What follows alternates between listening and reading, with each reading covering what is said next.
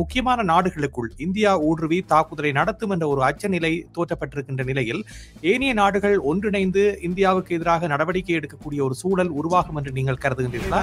உயிர்த்த ஞாயிறு தாக்குதல் தொடர்பாகவும் இலங்கை விவகாரத்தில் செய்திகள் மூலமாக தெரிய வருகின்றது. ஆகவே இந்தியா சம்பந்தப்பட்டதாக இப்பொழுது தெரிவிக்கப்படுகின்ற இந்த நிலவரம் மற்றும் ரணில் விக்ரமசிங்கே கூட இந்த இலங்கை இனப்பிரச்சினை தொடர்பான விவகாரத்தில் அல்லது இந்த இனப்படுகொலை விவகாரத்தில் தாங்கள் நடவடிக்கை எடுப்போம் என்று ஒரு கட்சி தெரிவிக்கின்றது என்று ஒரு இந்திய யூடியூப் நிறுவனம் கேட்டதற்கு அவர் சாதாரணமாக அதனை கடந்து சென்றார். இது ஒரு ஓட் பேங்க் பாலிடிக்ஸ், அதாவது வாக்கு அரசியலுக்காக கனடா மேற்கொள்கின்ற நகர்வை ஒழிய இந்த அரசியல்வாதிகள் அவர்களுக்கு தெரியும் தாங்கள் நிச்சயமாக இந்த விவகாரங்களில் எந்தவித ஒரு காரியத்தையும் செய்ய போவதில்லை.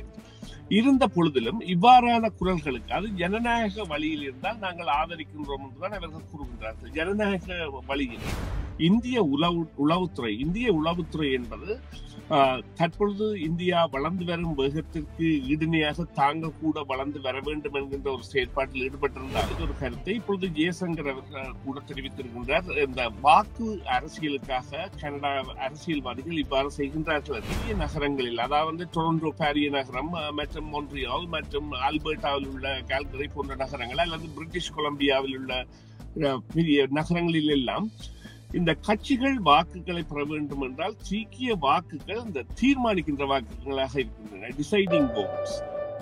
கொலம்பியா வீடியோ இப்பொழுது அறிமுகப்படுத்துகின்றது ஹை ஸ்பீட் இன்டர்நெட். தங்கு தடையின்றி துரித கதியில் இணைய இணைப்பின் மூலம் தொலைக்காட்சி நிகழ்ச்சிகளை இடைவிடாமல் பார்த்து மகிழலாம். சீப்பான இன்டர்நெட் மூலம் இதுவரை செழிப்படைந்த உங்களுக்கு இதோ குறைந்த கட்டணத்தில் சூப்பர் ஃபாஸ்ட் இன்டர்நெட். பிரம்டனில் பல் சமூகத்தினர் மத்தியில் நன்மதிப்பை பெற்ற தமிழர் ஸ்தாபனம் கொலம்பியா வீடியோ. இலக்கம் 144 கெனடி ரோடு, ஸ்வீட் 8, பிரம்டன். 9054568433. இன்றைய செய்தியின் பின்னணி நிகழ்ச்சியில் நாங்கள் கனடா இந்தியாவினுடைய உறவு குறித்த தகவல்களை பகிர்ந்து கொள்ள இருக்கின்றோம். இப்பொழுது ஆய்வாளர் சுரேஷ் தர்மா எங்களோடு இணைந்திருக்கின்றார். அவரை சந்திக்கின்றோம். வணக்கம் சுரேஷ். வணக்கம் ராம். வணக்கம் நேயர்களே. ஆமாம், கனடா இந்தியாவினுடைய உறவு மேலும் விரிவடைந்து செல்வதை தான் பார்க்கக்கூடியதாக இருக்கின்றது. அதே நேரத்தில் இந்தியாவினுடைய நகர்வுகள் உலக நாடுகள் மத்தியில் பல்வேறு விமர்சனங்களை ஏற்படுத்தி இருந்தாலும் தவிர்க்க முடியாத ஒரு சக்தியாக இந்தியா வளர்ந்து வருவதன் காரணமாக இந்த விடயங்கள் புறம் தள்ளப்படுகின்றனவோ என்ற ஒரு கேள்வியும் எழுந்திருக்கின்றது. அதே நேரத்தில் அண்மைய நாட்களை எடுத்துக்கொண்டால் ஆஸ்திரேலியா, அமெரிக்கா, கனடா, இலங்கை போன்ற நாடுகளில் இந்தியாவினுடைய தலையீடுகள், குறிப்பாக புலனாய்வுத்துறையினுடைய பிரசன்னம் அதிகமாக இருந்திருக்கின்றது என்பதற்கான ஆதாரங்கள் வெளிவந்திருக்கின்றன. கனேடிய பிரதமர் ஜஸ்டின் ட்ரூடோ அவர்கள் கடந்த வருடத்தில் இடம்பெற்ற கொலை தொடர்பாக சில தகவல்களை வெளியிட்டிருக்கின்ற நிலையில் இப்பொழுது இந்த குற்றச்சாட்டை எதிர்கொண்டவர்கள் இந்தியர்கள் கனடாவில் வைத்து கைது செய்யப்பட்டிருப்பதாக காவல்துறை அறிவித்திருக்கின்றது. இன்றைய தினம் இந்திய வெளியுறவுத்துறை அமைச்சர் ஜெய்சங்கர் அவர்கள் ஒரு தகவலை கொடுத்திருக்கின்றார். ஏற்கனவே முன்னர் தெரிவிக்கப்பட்ட ஒரு கருத்து போன்ற கருத்தை மீண்டும் தெரிவித்திருக்கின்றார். கனடா இவ்வாறான குற்றம் செய்பவர்களுக்கான ஒரு அடைக்கல நாடாக இருப்பதாக தெரிவித்திருப்பதோடு மட்டுமல்லாமல் பிரிவினைக்கு ஆதரவாக தொடர்ந்தும் கனடா செயற்படுவது என்பது ஏற்றுக்கொள்ள முடியாதது என்ற ஒரு கருத்தையும் முன்வைத்திருக்கின்றார்.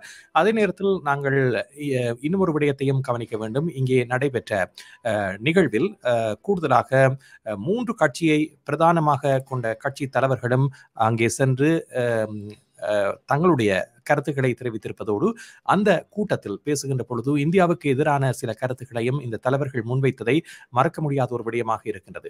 ஆகவே வெளியுறவு கொள்கை என்று பார்க்கின்ற பொழுது 2 நாடுகளுக்கும் இடையில் இருந்த உறவு என்பது விரிசல் அடையக்கூடிய ஒரு விடயம் இருக்கின்றது.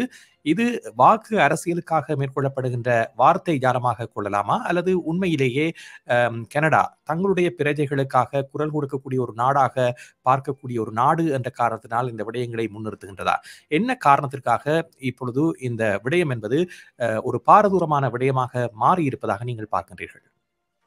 முதலாவதாக இது இந்த வாக்கு அரசியலுக்காக நடைபெறுகின்றதா என்றால் அவ்வாறான குற்றச்சாட்டுகளை இந்தியா மாத்திரமல்ல இலங்கை கூட தெரிவித்திருந்தது. இப்பொழுது இதில் ஒரு ஆச்சரியத்தக்க விடயம் என்னவென்றால் இந்திய வெளிவிவகார அமைச்சர் இப்பொழுதுதான் வாக்கு அரசியல் என்பதை பயன்படுத்தி இருந்தாலும் கடந்த 2 வாரங்களுக்குள்ளாக நடந்த ஒரு யூடியூப் பேட்டி ஒன்றில் ரணில் விக்ரமசிங்கே கூட இந்த இலங்கை இனப்பிரச்சினை தொடர்பான விவகாரத்தில் அல்லது இந்த இனப்படுகொலை விவகாரத்தில் தாங்கள் நடவடிக்கை எடுப்போம் என்று ஒரு கட்சி தெரிவிக்கின்றது என்று ஒரு இந்திய யூடியூப் நிறுவனம் கேட்டதற்கு அவர் சாதாரணமாக அதனை கடந்து சென்றார். இது ஒரு ஓட் பேங்க் பாலிடிக்ஸ், அதாவது வாக்கு அரசியலுக்காக கனடா மேற்கொள்கின்ற நகர்வை ஒழிய தங்களுக்கு இதை பற்றி எந்தவித அக்கறையும் இல்லை, தாங்கள் இதை பற்றி கவலைப்பட போவதில்லை என்று தெரிவித்திருந்தார்.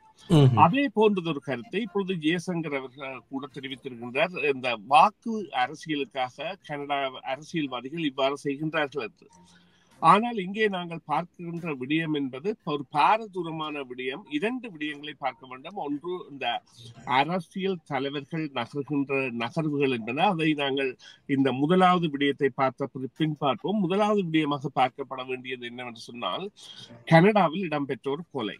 அந்த கொலையை பிரதமர் நிச்சயமாக குறிப்பிட்டிருந்தார். இது ஒரு கனேடிய விவகாரங்களில் தலையிடுகின்ற ஒரு செயற்பாடு என்று இந்தியா மறுத்திருந்தது. அதன் பின்னர் அமெரிக்கா இல்லை, இது இந்தியா தான் பின்னணியில் என்று அவர்கள் இந்த மூலமாக செயற்பட்டவரே அல்லது இந்திய உளவுத்துறை என்பது தற்பொழுது இந்தியா வளர்ந்து வரும் வேகத்திற்கு ஈடுணையாக தாங்கள் கூட வளர்ந்து வர வேண்டும் என்கின்ற ஒரு செயற்பாட்டில் ஈடுபட்டிருந்தாலும் அவர்களுடைய செயற்பாடுகளில் ஓட்டை உடைசல்கள் இருக்கின்றன. அவர்கள் குற்றவாளிகளை தங்களுடைய தேவைகளுக்காக பயன்படுத்தி இருக்கின்றார்கள். அவ்வாறான ஒரு நிலையில் தான் அந்த பிரதான நபர் என்பவர் கைது செய்யப்பட்ட பொழுது, ஐரோப்பிய நாடொன்றில் கைது செய்யப்பட்ட பொழுது உடனேயே தெரிந்த விவகாரம், இந்த விவகாரத்தில் கனடாவில் என்ன நடந்தது என்பது தெரிய வரும் என்பது.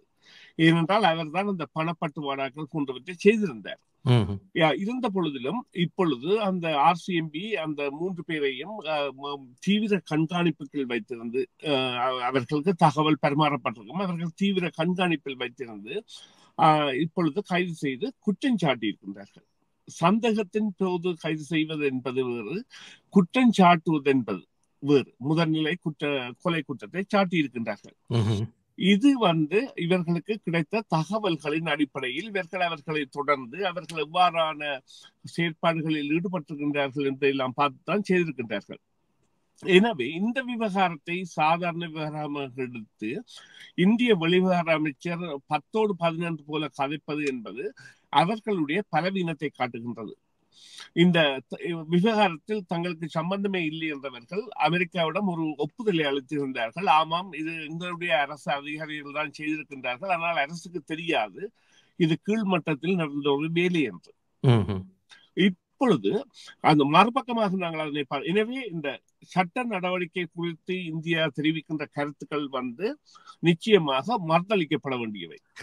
ஆமாம், இந்த சூழ்நிலையில் பார்க்கின்ற பொழுது கனடாவை பொறுத்தவரையில் ஏனைய நாடுகளுடைய தலையீடுகள் பற்றியும் அவ்வப்போது செய்திகள் வெளிவந்து கொண்டிருக்கின்றன. குறிப்பாக சீனாவினுடைய காவல்துறை இங்கே இயங்குவதாக கூட செய்திகள் வெளிவந்த பொழுது அதற்கு எடுத்த நடவடிக்கையும் இந்தியாவோடு அணுகுகின்ற அணுகுமுறையும் ஒரே மாதிரி இல்லாமல் இருக்கின்றது. என்ன காரணம்? இது நட்புறவு ரீதியிலான அணுகுமுறையாக பார்க்கலாமா அல்லது வாக்கு அரசியலுக்காக மேற்கொள்ளப்படுகின்ற நடவடிக்கையாக பார்க்கலாமா என்றால், சீனாவினுடைய ஒரு விடயம் குறித்து பேசப்பட்ட பொழுது அது இந்தளவு பாரதூரமான விடயமாக இதுவரை மாறவில்லை என்று சொல்லலாம்.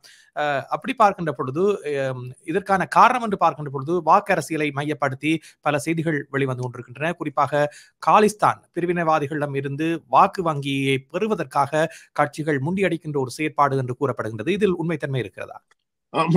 இதுதான் உங்களுடைய அந்த முதல் கேள்வியின் 2ஆம் பாகமாக கூட இருந்தது. இதில் உண்மையிலேயே இருக்கின்ற விடயம் என்னவென்றால், ஆம் என்று கூற வேண்டிய ஒரு கடப்பாடு இருக்கின்றது. நிச்சயமாக என்னவென்று சொன்னால், சீக்கிய சமூகம் என்பது இந்தியாவில் இருந்து இங்குள்ள மக்கள் மத்தியில் ஒரு முதன்மை பெற்றவர்களாகவும், அவர்கள் புலம்பெயர்ந்து 100 ஆண்டுகளுக்கு மேலாகிவிட்டது. அவர்கள் தங்களை ஒரு ஸ்தாபித்த ஒரு சமூகமாகவும் ஒற்றுமையுள்ள சமூகமாகவும் தங்களுடைய பிரச்சனைகளை அரசியல் மயப்படுத்துகின்ற ஒரு சமூகமாகவும் அரசியல் பிரதிநிதித்துவங்களில் தாங்களே முன் சென்று பங்கு பெற்றி பாராளுமன்ற உறுப்பினர்கள், மாகாண சபை உறுப்பினர்கள் மற்றும் நகர சபை உறுப்பினர்கள் போன்ற பதவிகளை எல்லாம் தங்கள் இன விகிதாச்சாரத்திற்கு மேலாக வைத்திருப்பவர்களாகவும் இருக்கின்றார்கள். அவர்கள் தங்களுடைய வாக்குகளை பெறுவதாக இருந்தால் நிச்சயமாக அவர்கள் இவ்வாறான கோரிக்கைகளுக்கு ஆதரவு தெரிவிக்க வேண்டும். அதைவிட இப்பொழுது சில பெரிய நகரங்களில், அதாவது டொரண்டோ பாரிய நகரம் மற்றும் மொன்ட்ரியால் மற்றும் ஆல்பர்டாவில் உள்ள கால்கரி போன்ற நகரங்கள் அல்லது பிரிட்டிஷ் கொலம்பியாவில் உள்ள பெரிய நகரங்களில் எல்லாம் இந்த கட்சிகள் வாக்குகளை பெற வேண்டும் என்றால் சீக்கிய வாக்குகள் இந்த தீர்மானிக்கின்ற வாக்குகளாக இருக்கின்றன, டிசைடிங் votes. அது எவ்வாறு என்று சொன்னால், இப்பொழுது ஒரு 60% வேறு இனத்தவர்களாக அல்லது 80% வேறு இனத்தவர்களாக இருந்தால் கூட அந்த வாக்குகள் 40% அல்லது 30-20 அப்படி புரியும் பொழுது அங்கே உள்ள சீக்கியர்கள் ஒருமித்த வகையில் தங்களுடைய 20% வாக்குகளையும் செலுத்துவராக இருந்தால் அந்த வேட்பாளர் வெற்றி பெறக்கூடிய சாத்தியக்கூறு என்பது அங்கே அதிகரிக்கின்றது. அது நிரூபிக்கப்பட்டிருக்கின்றது. எனவே இந்த அரசியல்வாதிகள் அவர்களுக்கு தெரியும் தாங்கள் நிச்சயமாக இந்த விவகாரங்களில் எந்தவித ஒரு காரியத்தையும் செய்ய போவதில்லை என்று. இருந்த பொழுதிலும் இவ்வாறான குரல்களுக்கு, அது ஜனநாயக வழியில் இருந்தால் நாங்கள் ஆதரிக்கின்றோம் என்றுதான் அவர்கள் கூறுகின்றார்கள், ஜனநாயக வழியில். ஆனால் அது வன்முறையாக மாறும் பொழுது அதற்குரிய பாரத்தையும் இவர்கள் ஏற்க வேண்டும் என்னவென்று சொன்னால், ஒரு 30 ஆண்டுகளுக்கு முதல் கனடாவில் ஒரு ஏர் இந்தியா அந்த விமான வெடிகுண்டு விபத்து என்பது இடம்பெற்றிருந்தது. அவ்வாறான நிகழ்வில் சீக்கியர்கள் குற்றம் சாட்டப்பட்டிருந்தார்கள். அவ்வாறான நிலைமைகளுக்கு செல்லாமல் பார்க்க வேண்டிய ஒரு தேவையை இவர்கள் அந்த கனேடிய பாதுகாப்பு துறைக்கும் மற்றும் உளவுத்துறைக்கும் ஏற்படுத்துகின்ற வேளை தங்களுடைய அரசியல் பிரசன்னம் என்பது, தங்களுடைய வாக்கு வங்கி என்பது பாதிக்கப்படாமல் இருப்பதற்கான நடவடிக்கைகளை மேற்கொள்கின்றார்கள். உண்மையிலேயே இந்தியா நிச்சயமாக பிரதமரை மையப்படுத்தி இந்த தாக்குதல்களை அல்லது கண்டனங்களை தெரிவித்திருந்தாலும், ஏனென்றால் அவர் ஒரு அரச உயர் பீடத்தில் இருக்கின்றபடியால் ஏனைய 2 கட்சிகளும் நீங்கள் குறிப்பிட்டது போல அந்த நிகழ்வில் கலந்து கொண்டிருந்தன, அவற்றின் தலைவர்கள் கலந்து கொண்டிருந்தார்கள். ஆம், நாங்கள் இதனில் பார்க்க வேண்டும் என்னவென்று சொன்னால், இவ்வாறான ஒரு நிலைமை ஜனநாயக ரீதியில் இருக்கும் என்கின்ற ஒரு தீர்மானத்தை அவர்கள் எட்டி அல்லது ஒரு உறுதிமொழியை வாங்கி இவ்வாறான நடவடிக்கைகளில் ஈடுபடலாம். ஆனால் இது ஒரு ஆபத்து நிறைந்த ஒரு பாதை. வெளியுறவு கொள்கையில் நிச்சயமாக மாறுதல்களை ஏற்படுத்தக்கூடியது. இப்ப குறிப்பாக கூறுகிறது என்றால், இந்தியாவிற்கு இது ஒரு தலையடியாக அமைய போகின்றது என்பதில் எந்தவித சந்தேகமும் இல்லை. அல்லது அவர்கள் இந்த நாடு கடந்து ஒரு கொலையை செய்வதற்காக முயற்சி செய்திருக்க மாட்டார்கள். அவ்வாறு செய்வதே அவர்கள் இவர் ஒரு தலையடி நிறைந்த விவகாரமாக மாறுகின்றது என்பதை கருத்தில் எடுக்கின்றார்கள்.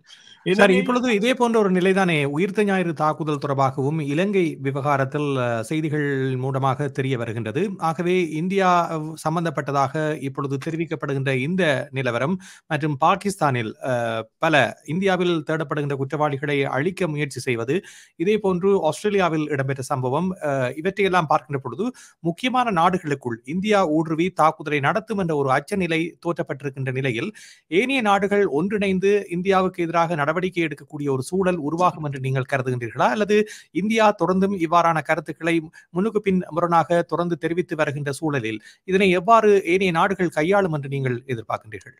ஆமாம், அதனைத்தான் நான் கூற வந்த விடயமும் அதுவாகத்தான் இருந்தது. என்னவென்று சொன்னால், அப்பொழுது இந்தியா என்ன செய்யுமாக இருந்தால், இந்தியா தனது இவ்வாறான நடவடிக்கைகளுக்கு ஆதரவளிக்கும் தனிநபர்களுக்கு கூட மறைமுகமாக ஆதரவளிக்கின்ற செயற்பாடுகளை செய்யும். ஆனால் இந்திய உளவுத்துறையின் அந்த திடீர் வளர்ச்சி அல்லது திடீர் மேலை நாடுகளில் செய்ய வேண்டிய வேலை திட்டங்களில் பின்பற்றப்பட வேண்டிய செயற்பாடுகள் என்பன அவர்கள் எதிர்பார்த்தது போல் இல்லாமல் அவை பகிரங்கப்படுத்தப்படுகின்றன அல்லது வெளிப்படை தன்மை அங்கே தெரிகின்றது. அவர்கள் அந்த ரகசியம் பேணலில் பலவீனமானவர்களாக இருக்கின்றார்கள். நீங்கள் குறிப்பிட்டது போல ஆஸ்திரேலியாவில் கூட அந்த இந்திய புலனாய்வுத்துறையினர் திருப்பி அனுப்பப்பட்ட விவகாரமாக இருக்கட்டும், அல்லது இலங்கையில் நீங்கள் குறிப்பிட்டது போல அவர்களுடைய நடவடிக்கைகள் எவ்வாறான வகையில் அமைகின்றன போன்ற விவகாரங்கள் எல்லாம் இந்தியா நீங்கள் செய்கின்ற வேலைக்கு நாங்களும் ஏதாவது ஒன்று செய்ய வேண்டும் என்கின்ற வகையில் செய்தாலும் அவர்கள் இந்த வன்முறையை தூண்டுகின்ற வேலை அல்லது வன்முறை கலாச்சாரங்களுக்கு இட்டு செல்லும் பொழுது இது 2 பக்கங்களுக்கும் ஒரு பிரச்சனையை கொடுக்கின்ற விடயமாக மாறப்போகின்றது.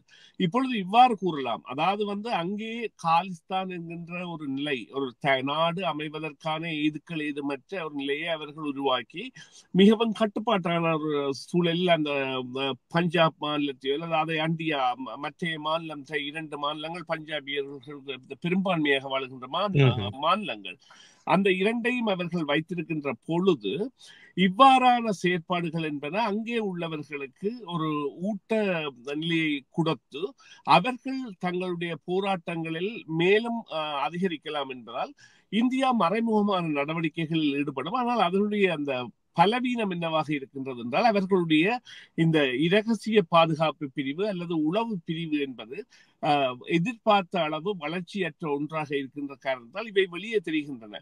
ஆனால் கனடா போன்ற நாடுகளில் இவ்வாறான விடயங்களில் ஈடுபடுமா என்றால் இல்லை என்றே கூற வேண்டும். ஆனால் அவ்வாறான வேலைகள் எல்லாம் இப்பொழுது அமெரிக்காவாக இருக்கட்டும், ஆரமாக இப்படி எடுங்கள்.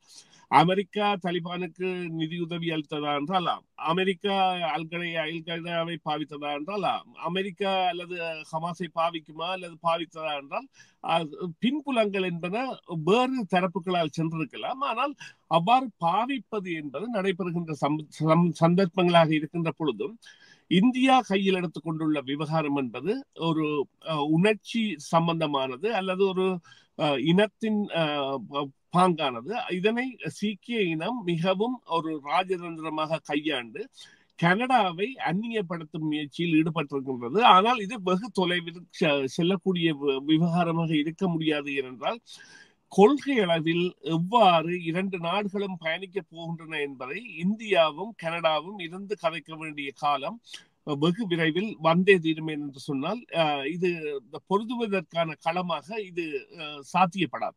ஆமாம், இதுவரை காலத்தை எடுத்துக்கொண்டால் இதில் வெற்றி பெற்றவர்கள் என்று பார்க்கின்ற பொழுது கனேடிய அரசா, இந்திய அரசா அல்லது காலிஸ்தான் குழுவா வெற்றி பெற்றிருக்கின்றது? உங்களுடைய அபிப்பிராயம்? காலிஸ்தான் குழு. காரணம் என்னவென்று சொன்னால் அவர்களுடைய செயற்பாடுகள் தான் இந்தியாவை இவ்வளவு தேசம் கடந்து நடவடிக்கைகளை மேற்கொள்கின்ற அளவிற்கு தங்களுடைய உளவுப்படையை பயன்படுத்த வேண்டிய தேவை ஏற்பட்டது. ஆனால் உளவுப்படை செய்த பலவீனம் என்னவென்றால் அடியாட்களை அல்லது கைக்கூலிகளை தங்களுடைய தேவைக்கு பயன்படுத்தியது. அந்த கைக்கூலிகள் கைது செய்யப்பட்டதன் மூலம்தான் இப்பொழுது இவ்வாறு வருகின்றது. ஆனால் மறுபக்கமாக இதில் இந்தியா வெற்றி பெற்றதா என்றால் இந்தியா வெற்றி பெறவில்லை, இந்தியா அவமானப்பட்டிருக்கின்றது. ஏனென்று சொன்னால் ஒரு பக்கமாக ஒத்துக்கொண்டு விட்டு அமெரிக்காவிற்கு ஆமாம் எங்களுடைய அதிகாரிகள் தான் செய்தார்கள் ஆனால் உயர்மட்டத்துக்கு தெரியாது என்று போட்டு கனடாவுடன் கங்கணம் கட்ட முனைவது என்பது இந்தியாவினுடைய ராஜதந்திரத்திற்கு ஒரு விழுந்த ஒரு பெரிய அடி. ஆனால் கனடா ஆனது நிச்சயமாக இந்த விவகாரங்களில் தங்களுடைய உளவுத்துறையை அதீதமாக பங்கேற்க வைக்கும். என்றால் கனடாவில் இருந்து ஒரு வன்முறை தாக்குதல் கனடாவில் மேற்கொள்ளப்பட்டாலோ அல்லது இந்தியாவில் மேற்கொள்ளப்பட்டாலோ கனடா அதற்கான பழியை தாராளமாக ஏற்க வேண்டும் என்னவென்றால் அவர்கள் அதற்கான ஆதரவை கொடுத்துக் கொண்டிருக்கின்றார்கள். ஆமா, ஆகவே நன்றி சுரேஷ். நிகழ்ச்சியில் கலந்து கொண்டமைக்கு நாங்கள் மீண்டும் விரிவாக பேசுவோம். நன்றி ராம், நன்றி நேயர்களே, மீண்டும் சந்திப்போம். CMR யூடியூப் சேனலில் இணைந்திருக்கும் நேயர்கள் அனைவருக்கும் எமது நன்றி. காமெண்ட்ஸ் பகுதியில் உங்கள் கருத்துக்களை தெரிவிக்க தவறாதீர்கள். முக்கிய செய்திகள், காணொளி தொகுப்புகள், நேர்காணல் என பலதரப்பட்ட அம்சங்களையும் உங்களுக்காக தருகின்றது CMR யூடியூப் சேனல். CMR என்று சர்ச் செய்து எமது யூடியூப் சேனலை சப்ஸ்கிரைப் பண்ணுங்கள். உங்கள் உற்றார் உறவினர் நண்பர்களோடும் இந்த காணொளி தொகுப்புகளை பகிர்ந்து கொள்ளுங்கள். அருகில் இருக்கின்ற முக்கிய காணொளி தொகுப்புகளையும் தவறவிடாமல் பாருங்கள்.